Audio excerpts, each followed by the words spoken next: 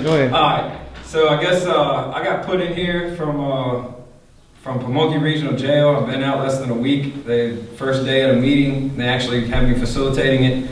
So bear with me on this. I was told to pick a topic. So I was to see. What's your name? My name is Eric. I did 3 years in Pamunkey Regional Jail. Just got out. I did started the McShin Foundation program, Project Trinity. I did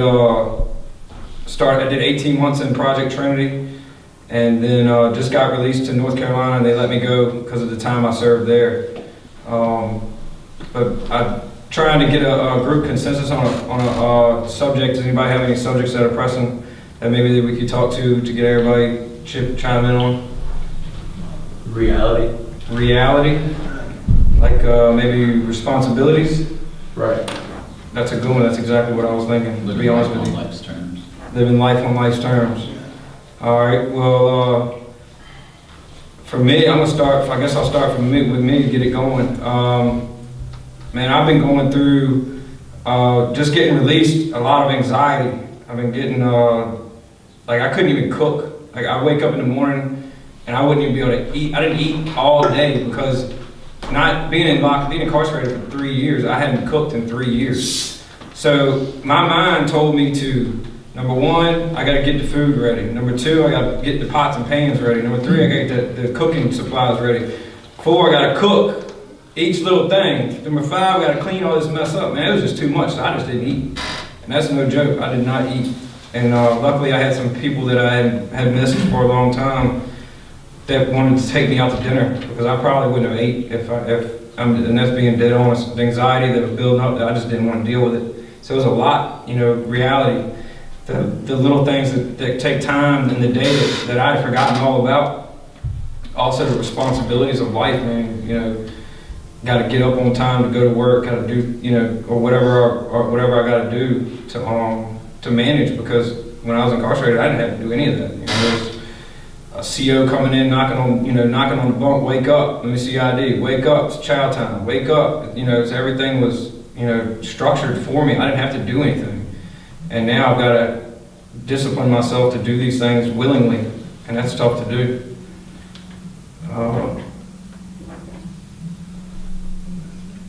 Dwayne, Tony, what do you think? Tony, what are we talking about? Responsibilities, reality, living life on life's terms. I know for me, since I got out, trying to take care of my responsibilities. My biggest responsibility right now is my kids. I gotta start working again and start taking care of them, because I haven't been doing it since they were born pretty much. I mean, I was financially for a while, but once I got real bad on drugs, I gave up all that. So I found a job. I've been working every day and getting my shit back together so I can start taking care of them again. I'll pass it that. Thanks for sharing. I guess we'll just go around. You don't have anything to share, you can pass. Or? I'm Kelly, I'm an addict. Hey, Kelly.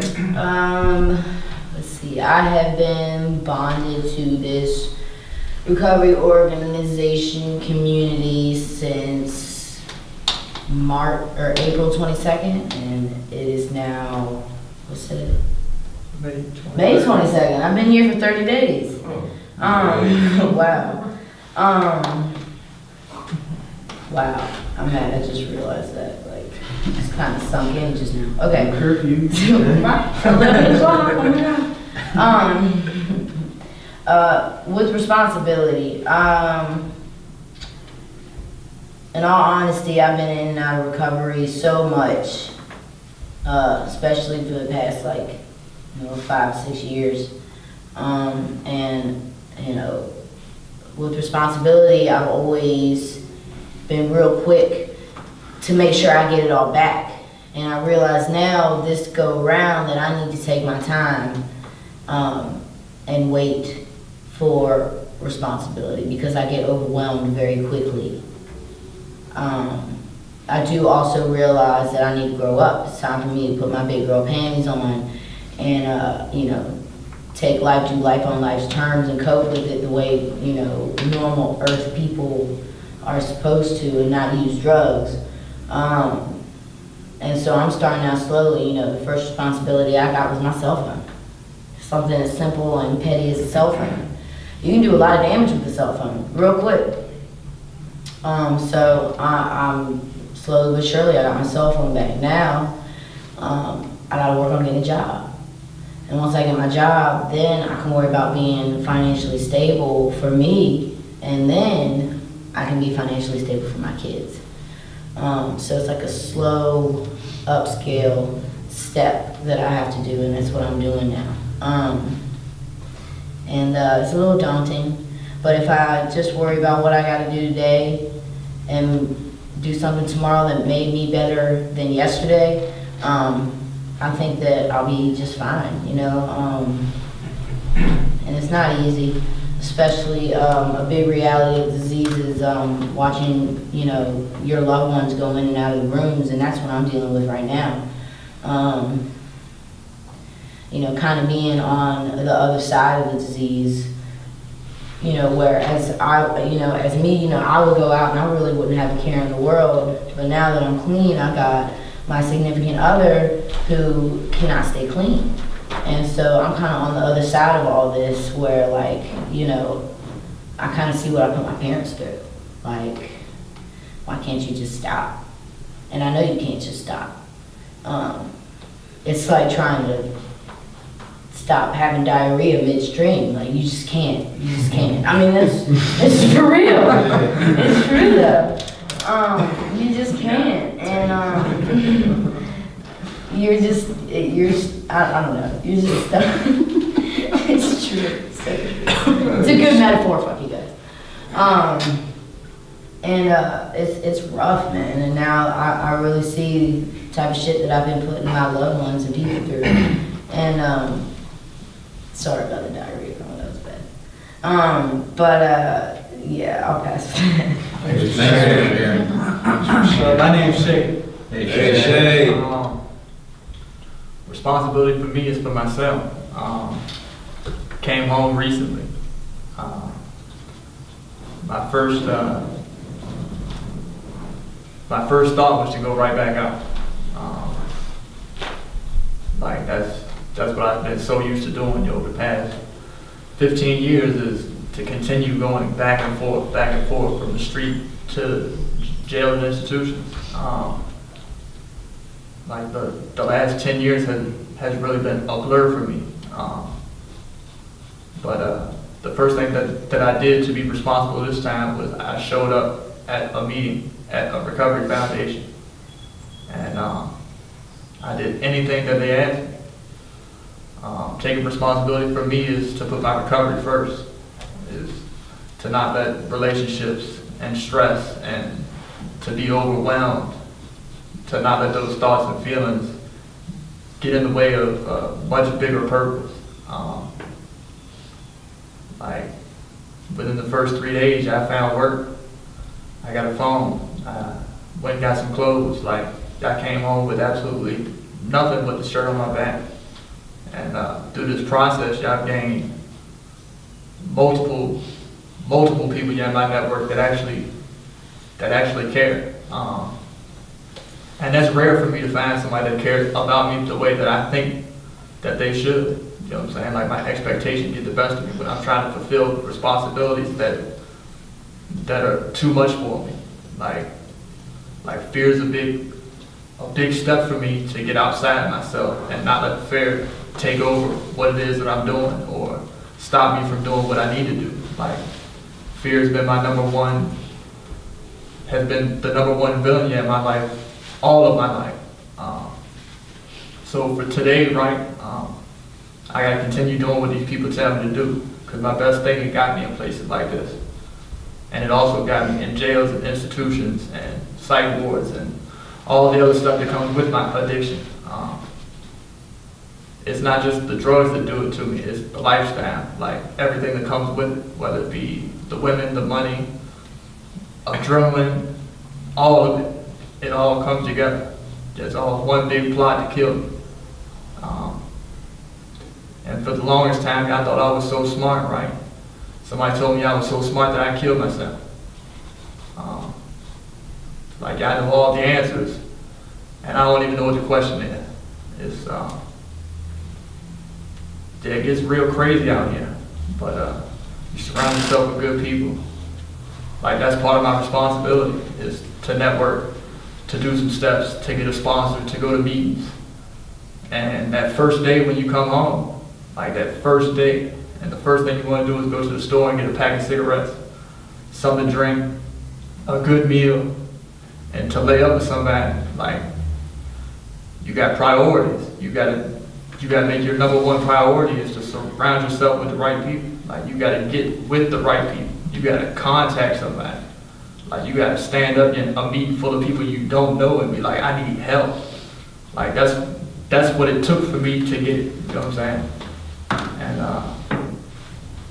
like, I surround myself with great people all day long. Like, I'm in a room full of great people. That's right. It was one, all the way around. You know what I'm saying? And I don't have to live like that no more. Like, I don't have to keep coming back and forth to get it. Like, it's starting to sink in.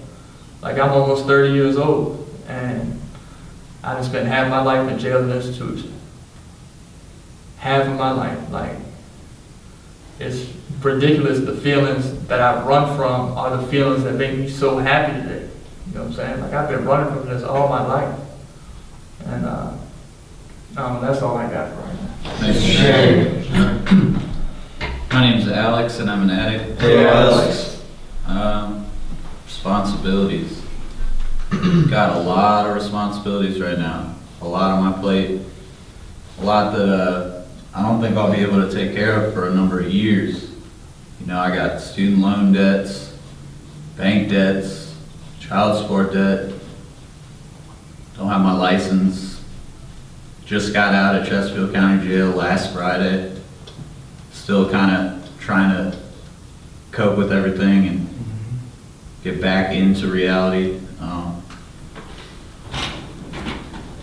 I was one of the founding members of the new HARP program in Chesterfield County.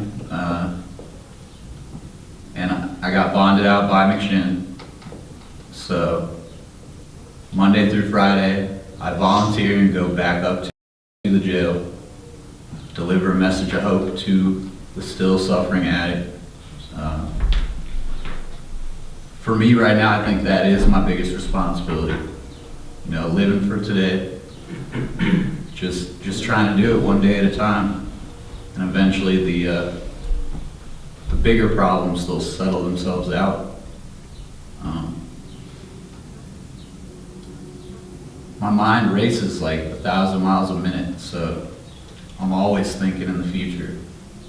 And as soon as I can just chill out and take it one day at a time, I think everything will be a lot better. Still trying to cope with everything. You know, I'm still in the 30-day phase period where can't have my phone, can't go anywhere without a chauffeur, got a curfew, can't have a job. But those are little problems compared to what other people have out there. You know, at least I'm not using just for today. I'll pass with that. Thank you for sharing that. My name's Eric. Hello, Eric. You know, I've heard a lot. We're responsible for our recovery, not our addiction. You know, I got challenged with that when I got out, and I knew I was going to have this problem or a challenge. When I say a challenge, because I like to use that word better, because that's all it is. But I had this challenge with an old friend of mine as I grew up with ever since I was about 6 years old. I mean, through everything, all the parties, good times, bad times, he's been there. And I've considered him a best friend for life. Well, he calls me up and I told him, and he wanted to hang out. And I said, well, you know, I ain't drinking no more. I'm not, you know, I'm not doing anything. I'm not even picking up a cigarette. And he said, you a big boy? I said, yeah. He was like, well, you know, you make your own decisions. I said, yeah, I know that. He goes, well, I'll just drink one for you. You know, right then, that was the line. That's all I needed to hear, because I had felt like he wasn't supportive, that if I got into put myself in that situation, that he would try to push me and edge me into doing something that I didn't really want to do as far as peer pressure. And that's not the type of people I need to be around, man. Not if I want to live this lifestyle of recovery. You know, and that's my responsibility of recovery, man, is to make those decisions on whether or not to hang out with people like that. You know, that's what I face every day because, you know, I was born and raised here in this area. So walking down the street, people are honking the horn that might be drug dealers, you know, that I dealt with on a regular basis. I mean, I know a lot of people, and I got to steer away from those people now. I can't, you know, fall back into my own pattern because as soon as I make the one decision to do the same thing I did before, it's going to land me in the same place it's always landed me, and that's in jail. I'm done with that, man. I am so done. 3 years in Pamunkey Regional Jail, if anybody's ever been there, is hell, complete hell. And you know, that I hit my rock bottom in there. I'm done. Simple as that. And now I got to face my responsibilities, face my past. Get over it. You know, I've been working on that for the last year and a half, you know, getting over my past, because I've always ran from it, and now I've turned around and I faced it, and now I can face life and live life on life's terms, you know.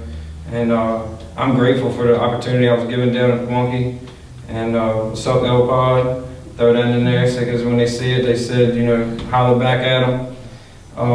But responsibility, I got a job that was given to me. My cousin called me up and gave me a really good job as a construction manager. You know, John and Cricket and everybody said you do the right thing, man, good things will happen to you, and you will be amazed at how fast they happen. Just don't, you know, they told me to be patient, and that's what I've done, man. And in a couple of days, everything's going just, my new slogan is no drugs, no drinks, no drama, because my life has been drama-free since I've been staying away from that lifestyle, because my life was full of drama when I was living, you know, on the streets last time. And I'm done with it, you know. So responsibility goes a long ways. It can cover a big territory, you know, a lot of territory. Reality, life on life's terms, responsibility is part of all of it. And as long as I put my recovery first, and the God of my understanding first, and recovery second, however you want to look at it, then everything will follow, man. That's what I've learned in the last year and a half that I've been in recovery. I pass with that. Sure. My name is Russ. I'm at it. Hey, Russ. I don't have any kids, so my only responsibility is paying rent and not fucking up. But through this program, I got a full-time job. So, yeah, that's all I do. Work, eat food, pass with that. Thanks for sharing, Russ. I'm David, I'm at David. So I got out of jail almost 2 months ago. I was locked up with Eric and Tony over there, L-Pod. And in recovery, you know, my number one responsibility is to not use no matter what, and stay away from people that are not good for me. But by doing that and doing the right thing, everything's coming back real quick. You know, I have to pay rent, starting to pay off debts and fines, and I owe my old car insurance, I owe my old bank, I owe the court. So I've been starting to pay all that and pay rent, and you know, I gotta be careful not to spend too much money doing other stuff, going out to eat and buying stuff, which I'm not doing a very good job at that, but work on it. I got blessed with a real good job, working for a few different moving companies, and kind of fell in my lap real nice, getting other people work too. These moving companies calling me for work, and they might need 5 guys or 8 guys or, you know, however many, and I can get these people work too. So, you know, I gotta be responsible and, you know, make sure I can get to work and make sure I get these people to work, make sure, you know, it doesn't get messed up. But, you know, a lot has been coming back real quick. Working on getting my license back. Gotta take the driving test and have it back. So everything's been going real well. Sharon. I'm Tori, I'm an addict. Hey, Tori. For the last 8 months, I've been between Monkey Regional and Middle Peninsula. I was out for a week and a half. Out of those 8 months, I managed to catch 6 new charges, all felonies because I was getting high. My only responsibility right now is my son and myself, so I am court ordered to complete this program, so if I fuck up, mess up, I'll go back to jail for a long time, probably like at least 4 years. So got a lot riding on it this time, so I gotta make sure I do what I need to do. That I'll pass. My name's Hannah, I'm an addict. Hey, I haven't been locked up in a while, and I thought I was doing like really good. And just got some new charges recently, and I'm gonna have to go back to jail. And then after that, I caught some more charges, and I got to go to court for that. And man, I was just like really hoping I could stay out of jail. You know what I'm saying? And now I'm like, why can't I stay out of jail? I just, you know, because I got 2 responsibilities. I look at it like my recovery and my child. If I go back to jail, then I don't have anybody to watch my child, and I don't really know what would happen to her. Who would she go with, because the father can't be there 24/7. So it's been like really stressful, and you know, like my grandpa has always kind of like picked up my puzzle pieces. Like when I go to court and get charges, he pays my court fines, get all my shit straightened up, and I haven't told him about any of the shit because it's not his problem. You know, like it's my problem. Like I continuously fuck up, and it's just like I don't want anybody to pick up those pieces, because one of these days I gotta learn from my mistakes. So now I gotta pay all these fucking court fines, and I'm overwhelmed by that shit for real, thinking about it. So we'll see what happens. Thanks for letting me share. Thanks for sharing. I'm Cody, I'm an addict. Hey, Cody. I always smile every time, man. Every time I'm about to share, man, I smile, you know. It's a good feeling, man, to be able to get all this stuff off your chest. My responsibilities for me is basically like staying away from all my old associations and stuff like that, because I was incarcerated, man, and I ended up it was definitely a rock bottom for me that I've never felt before, you know what I mean? Being isolated, you know, I was at Riverside and stuff like that. It wasn't like the monkey or nothing, but it was still, Riverside still sucks, you know what I mean? And I ended up coming out of there, man. I was just mad at the world. I just didn't think you know, I felt the flame, put it that way. I felt the flame, you feel me? And I knew at that time that like I really needed to get my life together, man, because it's just time to do it. I mean, unless I wanted to be a loser, you know what I mean? Straight up just be a loser, dude. Just keep doing the same shit, the same people, getting the same results. And that was like, you know, that was like my big wake up period, I guess you could say. So basically like staying out of trouble, continuing in recovery, giving my all in everything that I do, and having an open mind for new things. And learning how to cope with life on life's terms, so that, you know, I could fixate my brain back on, you know, fix my brain back on the point to where like I could do what I choose to do, not what my disease tells me to do. Say if I want to go and study something that I want to eventually do in my life, you know, I want to fixate my brain and train myself to where I can discipline myself to be able to do that and enjoy it, you know, instead of just like making that thing such a big deal, you know. Like when I was using an active addiction, you think about like going to school or going to college or doing anything, man, it's just such a hard task, you know, at least when you first get into an active addiction and like you don't go through recovery at all, you know. And for me, like that was like the final straw, man. I couldn't do anything that I put my mind to. You know, I was just stuck in this vicious cycle of like my brain, like the only thing on my mind all the time was, you know, how am I gonna scrape up a little bit of extra money to get some, you know, to get some drugs or something. And then, you know, And I just couldn't do anything that I wanted to do. You know, I'm telling myself like, damn, man, I wish I could go to school. I wish I could get a job. You know, I wish I had enough energy to work that job. I had enough energy to work that job, man. You know, when you're at active addiction, man, you just basically, I mean, you're basically just like I mean, for me at least, I was basically just like a drain. I didn't eat anything, barely ever ate. I was drained all the time, man. I couldn't do anything. I was weak. I was a scrub, scab.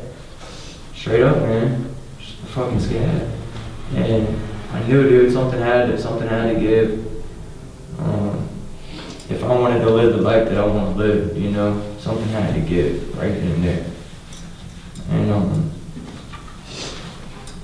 so yeah, man, recovery for responsibility for me, just having a clear mind, being able to make rational decisions every day, depending on what I do and what I want to do, and staying with the herd, like coming to these videos, staying with the herd, staying with the people that are doing the right thing, staying with people who are, you know, doing something different, and not being a scab.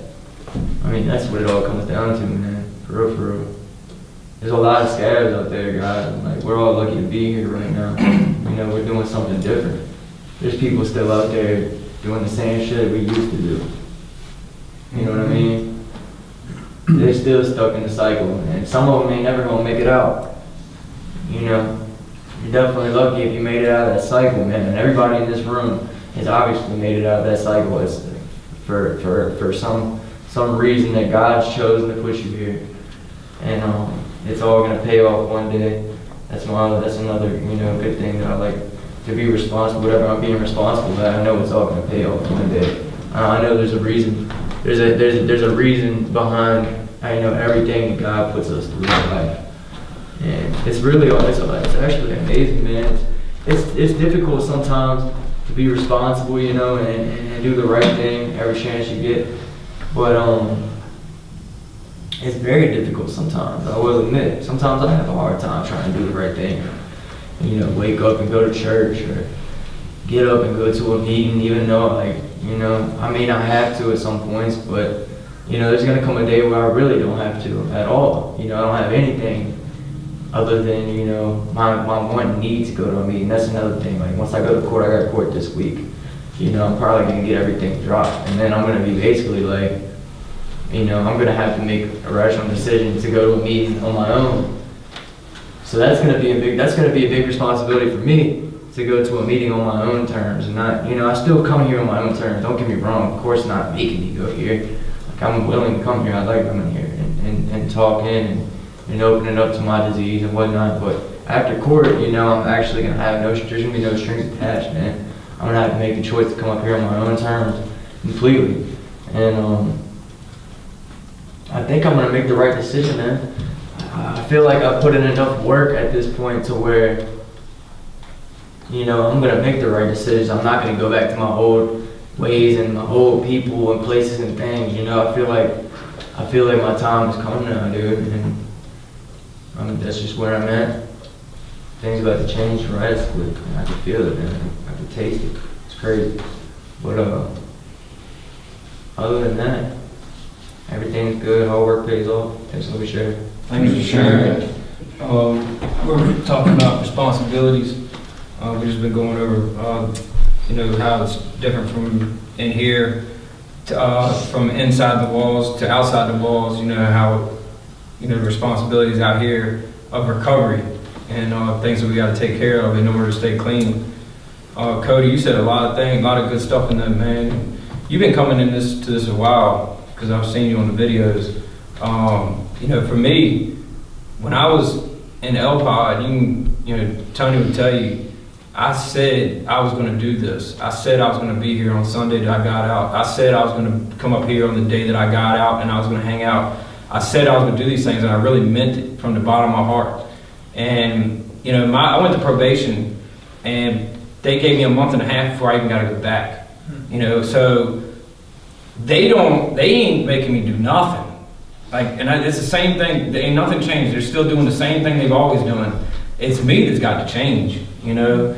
it's not, they're not gonna change their system to fix me. I gotta fix me.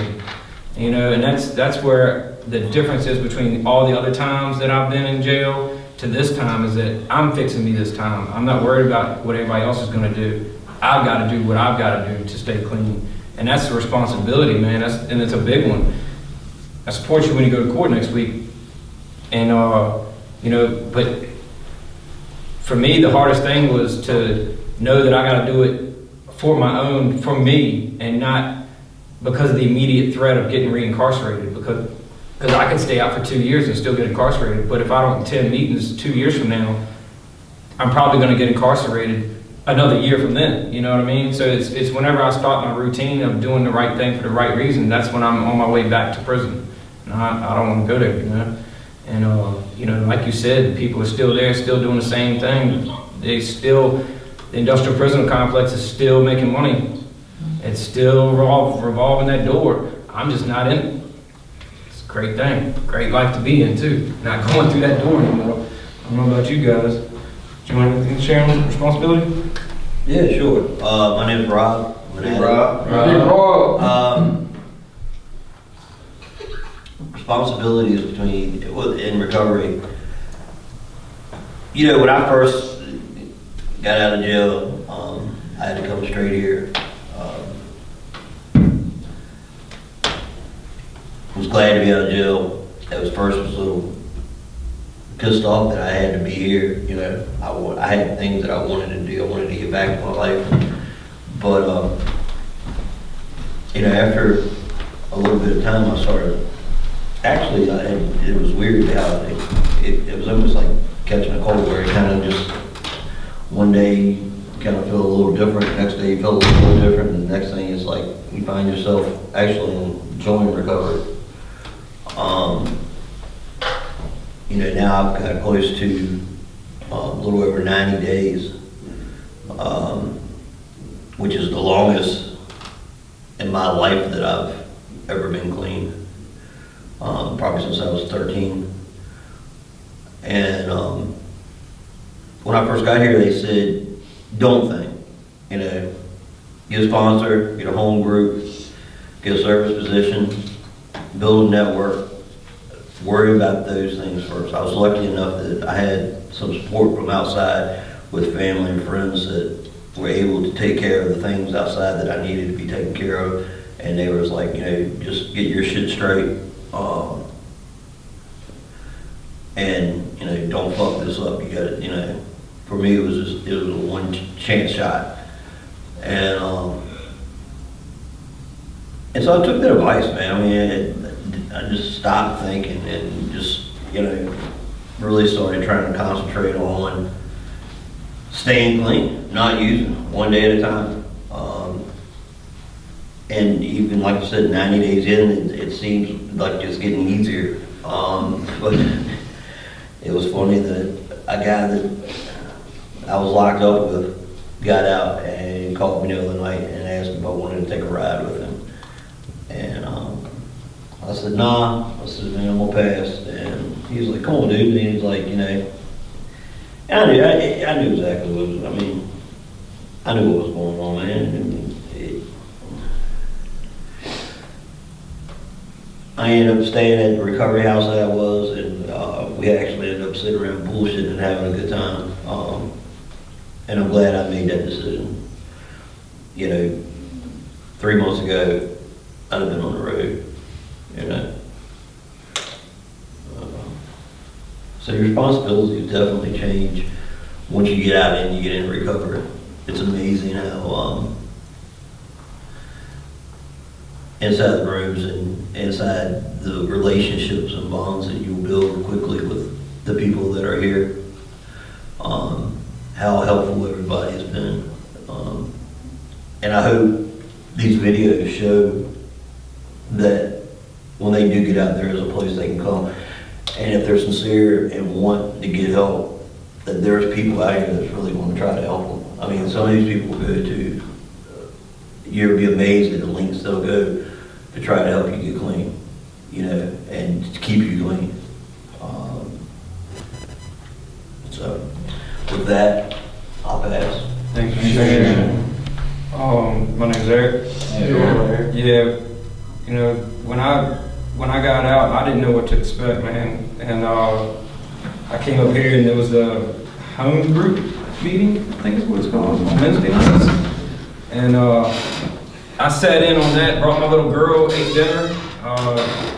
John, you know, I'm fresh out of jail the day before, so John gave me the money to come bring my mom and my daughter up here, and you know, he welcomed us, you know, of course, in front of everybody, and you know, put me on blast. But you know, I needed that. I needed to be pushed, you know, to be pushed off the edge of the diving board, because, you know, for me, I'm always, you know, kind of standoffish, you know. I don't know about you guys, but I don't just go out and just be like, hey, how you doing? How you doing? How you doing? I just ain't me.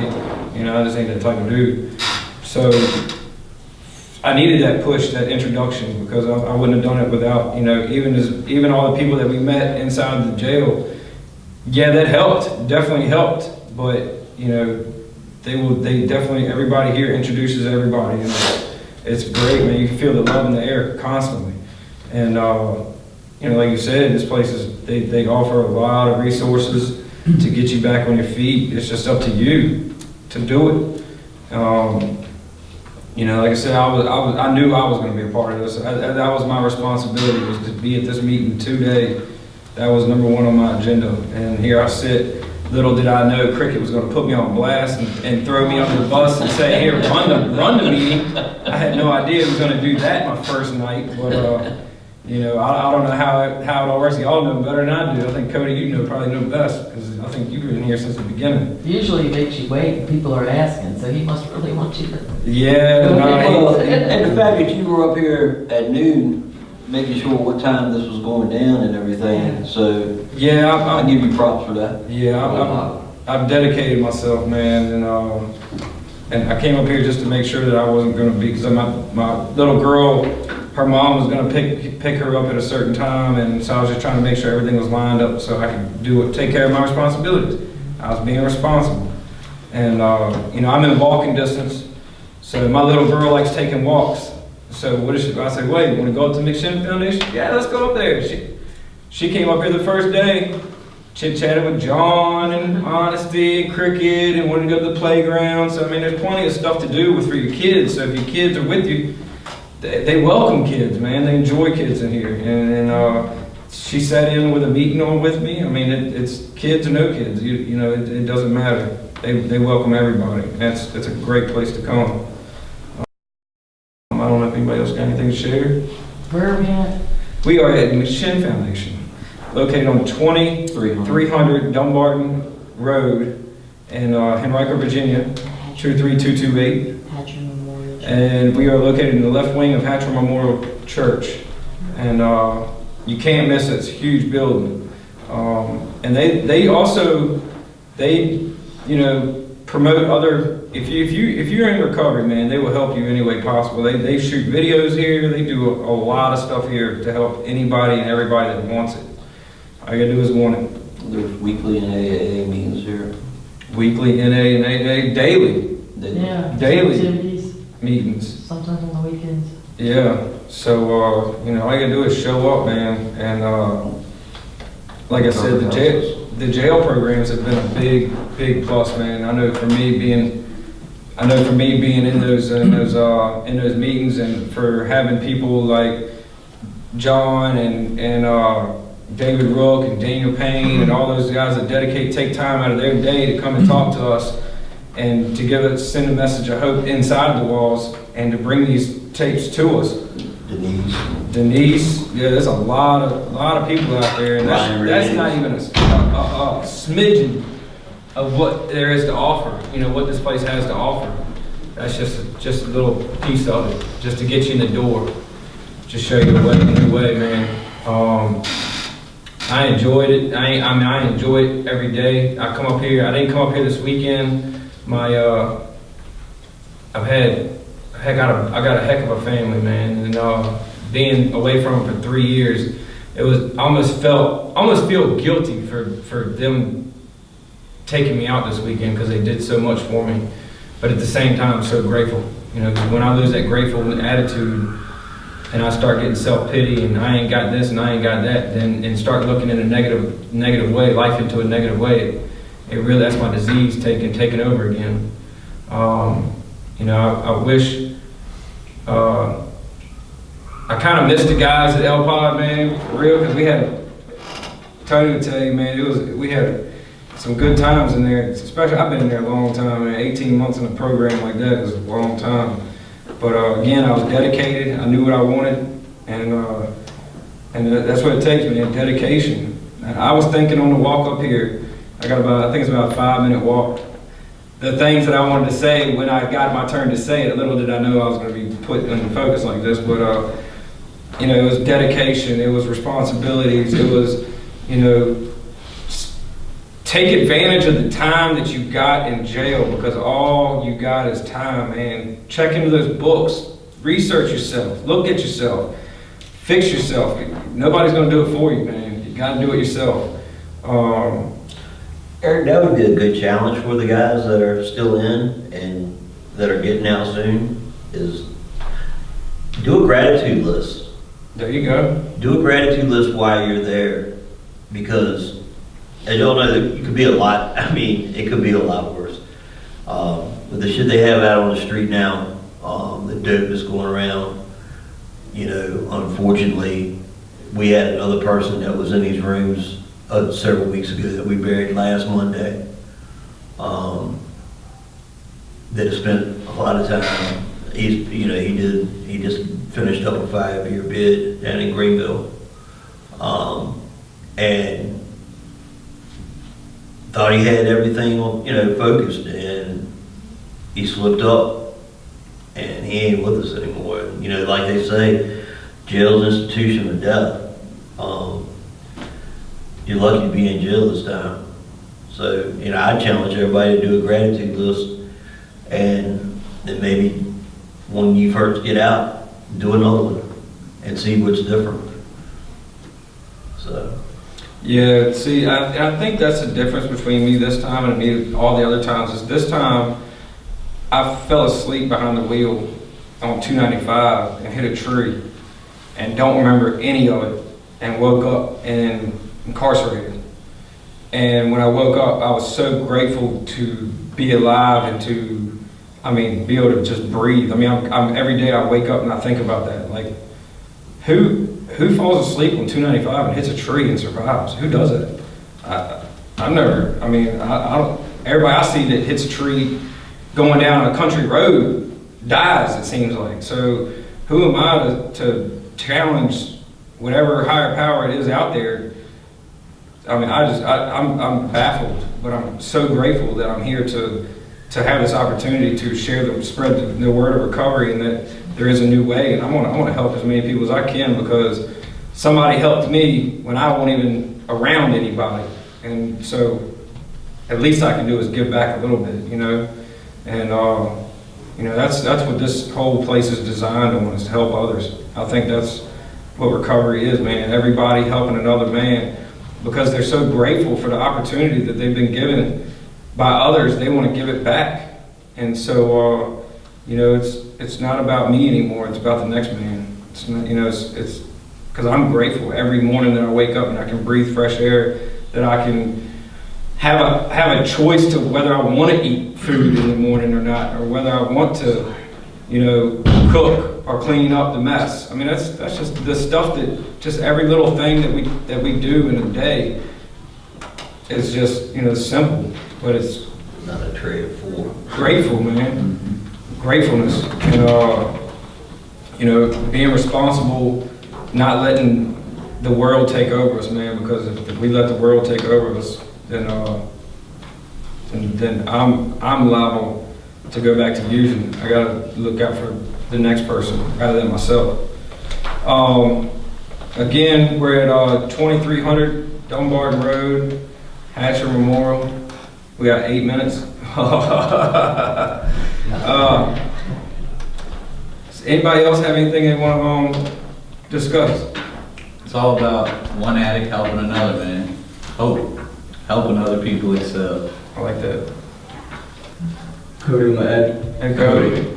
Yeah, sometimes in recovery, when I was here in the houses, man. I lived over in just recently. I lived over in Chamberlain House. I'm sure some of y'all know about that. I had to take it.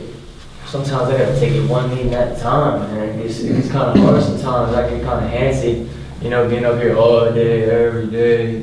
You know what I mean? I mean, you get used to it, and you start getting into a schedule and, figure out what you like to do during the day. Like what do you look forward to while you're here? What are you studying and practicing doing while you're here?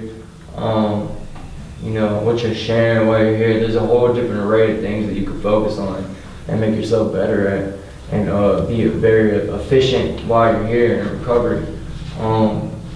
Sometimes I had to break things down like 10 minutes at a time, and sometimes I might get a little antsy.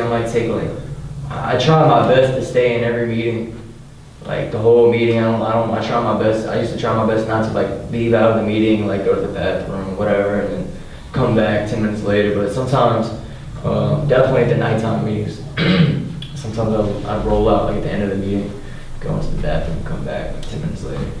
Just cause I'm I get a little ADHD sometimes. But just another thing I like to share, man, is the more that you put into a meeting, the better results you're gonna get out of the meeting. Once you walk out of here and leave, man, you realize the work that you have put into that meeting, and even if you may feel damn, this sucks. Some people have to be here, and some people they don't fully want to be here yet, but part of them wants to be here, but they're still getting into the swing of things. So just making it through the meeting, you know what I mean? Making it through the video, 1 minute at a time, 2 minutes at a time, 5 minutes, 10 minutes at a time. And it always pays off. And that's basically all I want to share, man. What you put in, you're gonna get out regardless. Regardless of if you don't think you're gonna get nothing, you're gonna get something out. This is a program to where it's basically based on whatever you put into it, regardless of what you put into it, you're always gonna get something out of it, no matter what. That's what I say, don't use it no matter what. You're gonna get something out of this no matter what. All of us use drugs. Right now we ain't using drugs. Any one of us can go right back out there right now, right down the street. But what are we gonna do with our time here? Our time down, away from drugs? How are we gonna make ourselves better now? So, when we go back out on our own feet completely, how, this is what's gonna train us to make the right decisions. This is what's gonna allow us to open up our minds to different things and focus on our responsibilities more, because we have a structure here, we have a schedule here. Coming into the NA meetings, the AA meetings, we all have something in common, and that's that we use drugs basically. And we've all been clean for an hour. Who here has used in the past hour? Nobody. I think somebody shared about that last Sunday or something. Somebody shared I'm thinking it might have been you, Shay, at the YPNA meeting. Said I've never been around this many people in a room that hasn't used in the same hour. And I thought that was cool, man. What do you think about that? Yeah, man, it's crazy, right? Because my whole life was centered in getting and using and finding ways and means to get more. And it sounds real corny when people start quoting you out of the book, right? And but that's what this program is. The literature is the program. It tells me that my whole life was centered in getting one drug or the next, or the next, or the next. So when I come into one of these rooms and they're having a meeting and there's 50 people that aren't using, you know what I'm saying? That's the type of hope that I need, because I've never been in the same room with somebody that I didn't have against their own free will. I've been incarcerated all of my life. I just came home from the city jail 2 weeks ago, right? People were still getting high in the jail. You know what I'm saying? That's the type of addict that I am. No matter where I'm at, I'm going to use, right? But today I want something different. You know what I'm saying? Like they tell them that y'all gotta do something different to get something different. And man, yeah, I'm just grateful to be here. And I'm grateful to be surrounded by all these people that want something positive. Like positivity spreads way faster than negativity does. You know what I'm saying? Like, so for one person doing the next right thing, I guarantee that someone's gonna follow suit. And if we all just do the next right thing, the world's gonna be that much better. You know what I'm saying? That's all I got. Thanks for sharing that. We can all say it's our responsibility, not our moms, our dads, our loved ones, our kids. It's our responsibility to get clean and to stay clean. And with that, I think we will close the meeting out. Jeremy, you come in here and say the serenity prayer with us. Yep. Come on. You did good, my man, you did good. Really did. A lot of love, a lot of love. Who brought us here? God, Grant us serenity to accept the things we cannot change, the courage to change the things we can, and the wisdom to know the difference. Just as today, keep coming back, it works if you work, it not if you don't, so work and live.